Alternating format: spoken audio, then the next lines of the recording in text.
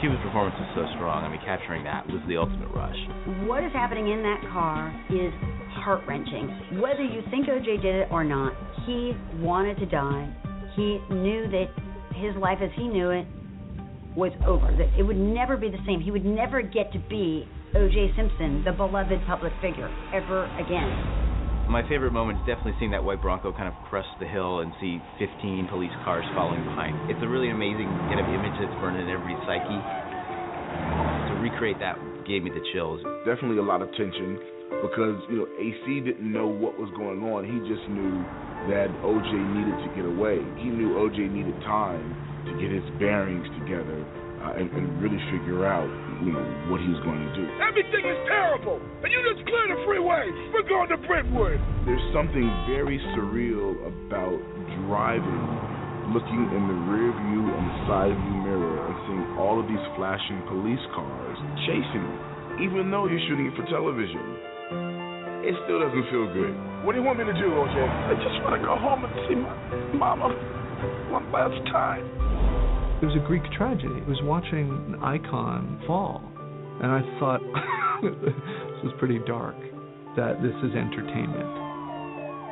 We have sighted a white Ford Bronco north of Irvine Center Drive. License plate 3, Papa Charlie Tango 403. O.J. Simpson, Bronco chase, the trial, and the verdict are some of those watched spectacles in American history. 100 million people watched the Bronco chase. What happens when he gets to his home, we cannot say. People are standing in the street. You remember the time period so vividly because it was a part of the fabric of our country. Everyone was watching. All of America came together. The world stopped.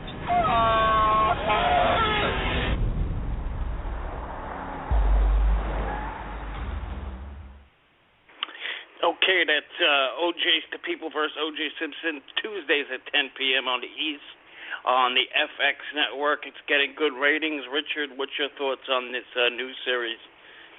Well, when you go to the doctor and they give you the reflex test on your knee and they hit it, your knee jumps up in the air. Well, with me, sure.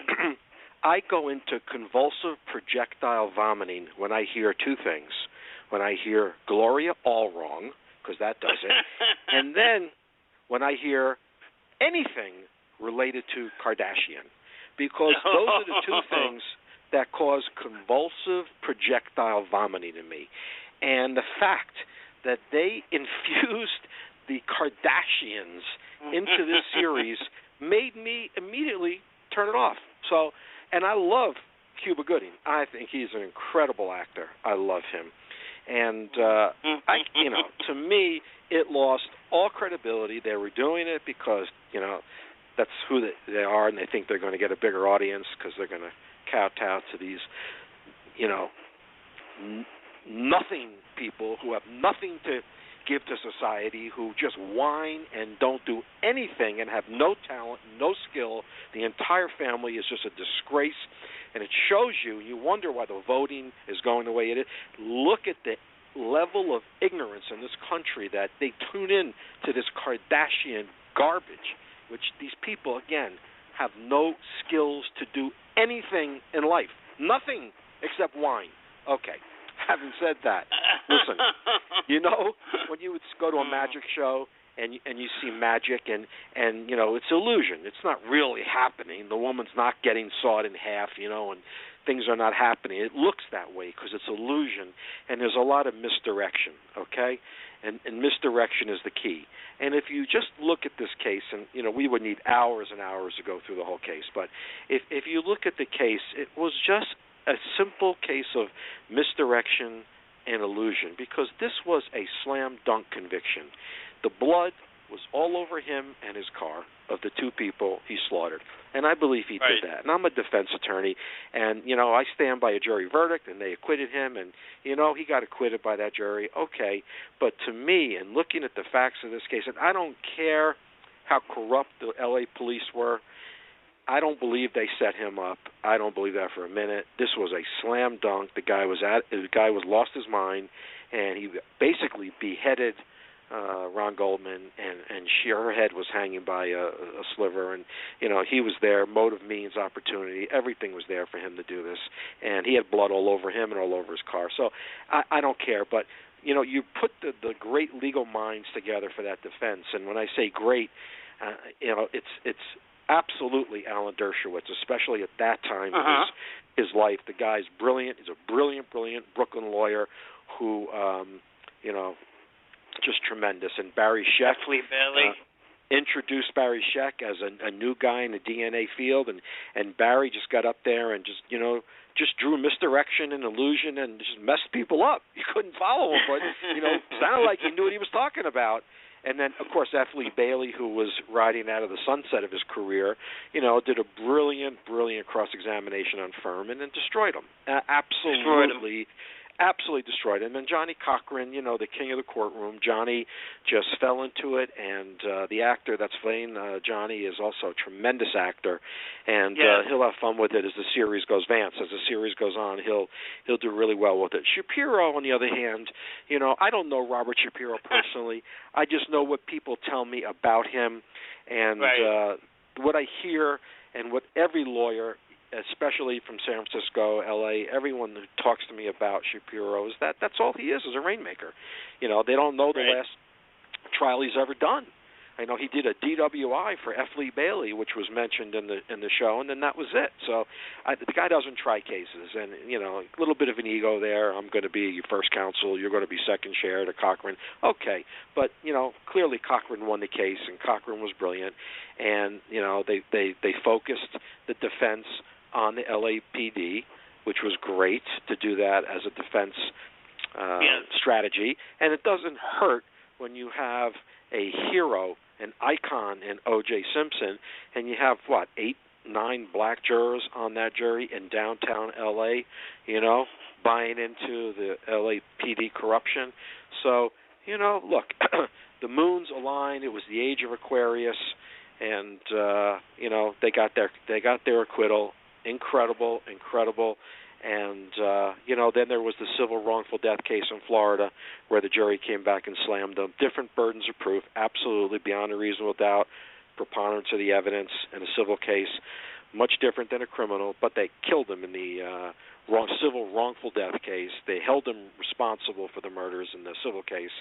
And, look, I can't watch it. And Schwimmer, I like Schwimmer. He was good in Friends, although I didn't really watch Friends a lot. I kind of like him a little bit, but I can't do it because when I hear the name Kardashian, it makes me just very ill, and I can't do it. I'm sorry. I hope the series gets a nice run. I hope they do well. I have never seen the Kardashians ever, to be honest with you. No, I never watch it, but I pick a newspaper up. I got to read this crap every day. There's some story about she got her nails done today, or this one is cheating on this one. This one got drunk last night. That's all I know or this about one's them. dress blew up. I can't read. I can't look at this. I want to vomit. I can't do it. It's repulsive, revolting to me. I can't do it. I just can't. I'm sorry. Yes, I totally agree with you. It's a hard family to root for this day and age.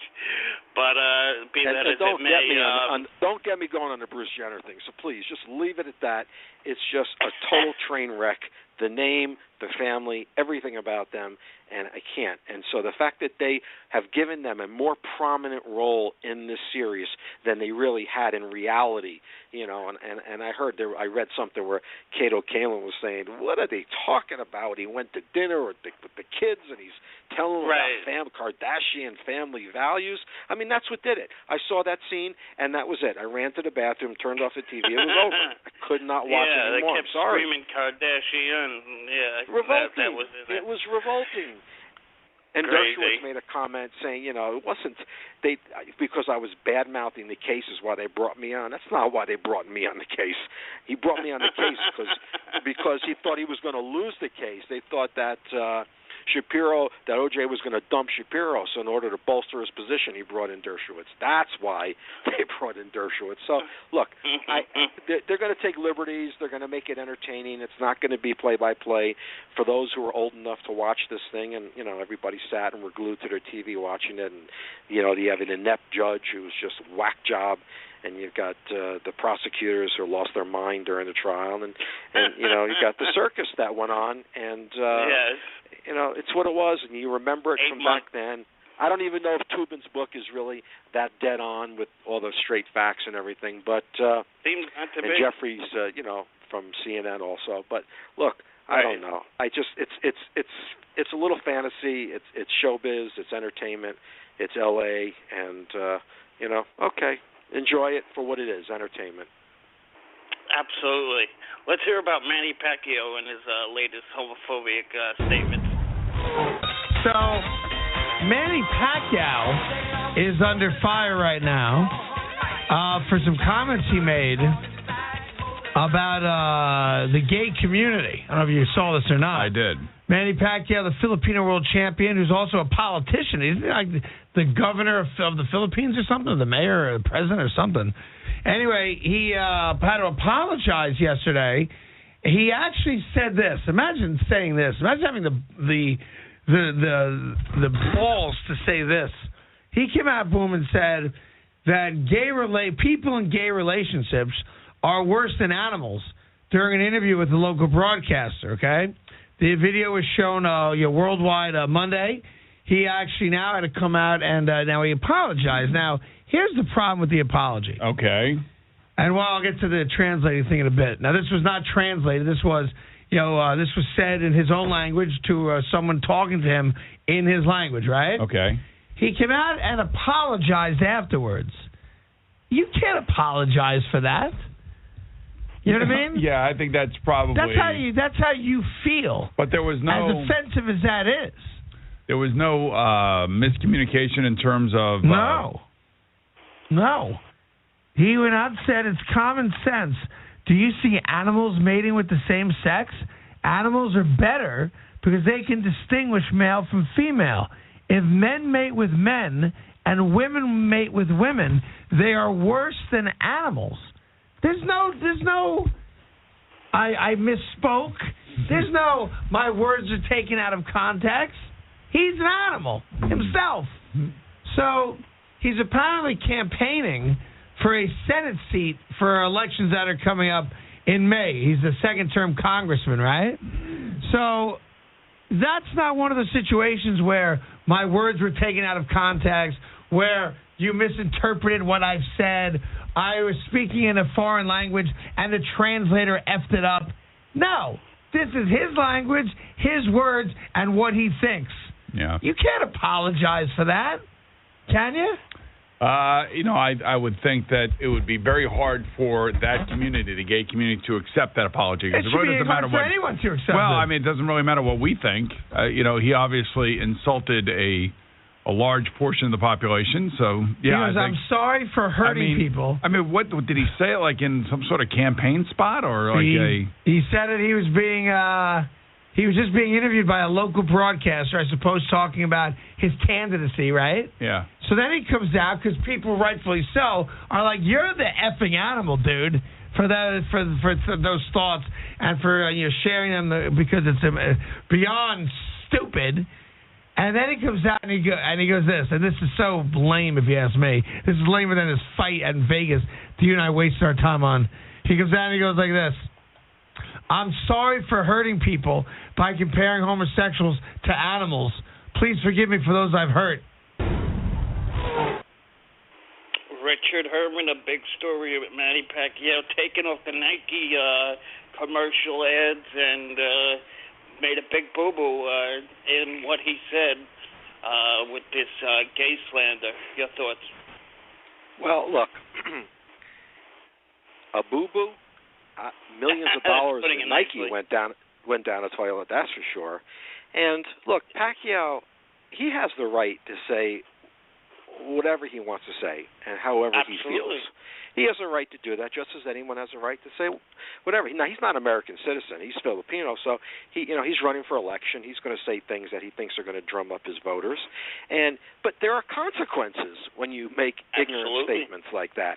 There are consequences, and for Mr. Pacquiao, who was a beloved fighter, and when the guy would come to Las Vegas, I mean, the overwhelmingly, 70% of the people watching were pulling for Pacquiao. And even, when he fought Mayweather, and I mean, everyone's pulling for Pacquiao. I mean, everybody loves this guy, and